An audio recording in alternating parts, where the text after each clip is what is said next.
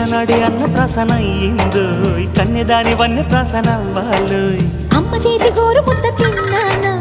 అందగాడి గోటి ముద్ర కావాలో